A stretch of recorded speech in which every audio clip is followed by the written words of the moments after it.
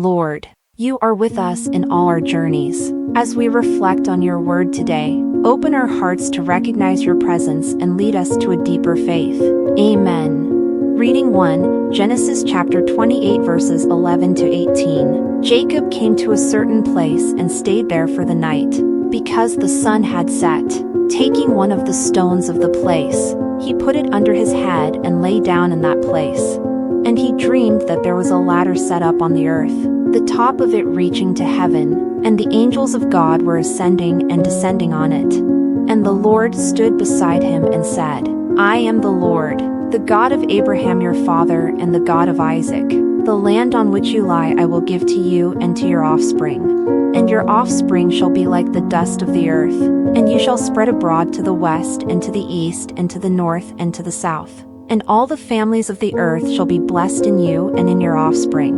Know that I am with you and will keep you wherever you go, and will bring you back to this land, for I will not leave you until I have done what I have promised you. Then Jacob woke from his sleep and said, Surely the Lord is in this place, and I did not know it.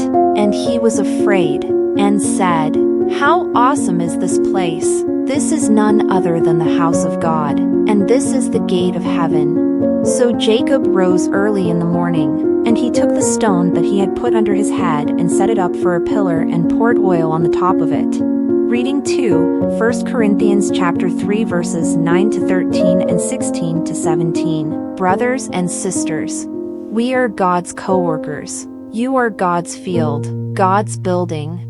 According to the grace of God given to me, like a wise master builder I laid a foundation, and another is building upon it. But each one must be careful how he builds upon it. For no one can lay a foundation other than the one that is there, namely, Jesus Christ. If anyone builds on this foundation with gold, silver, precious stones, wood, hay, or straw, the work of each will come to light, for the day will disclose it. It will be revealed with fire, and the fire will test the quality of each one's work.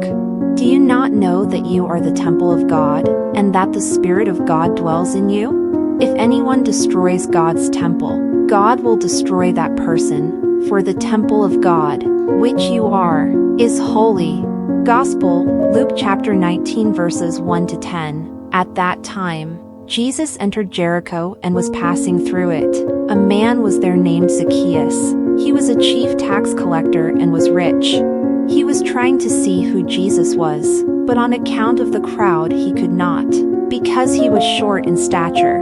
So he ran ahead and climbed a sycamore tree to see him, because he was going to pass that way. When Jesus came to the place, he looked up and said to him, Zacchaeus, hurry and come down, for I must stay at your house today.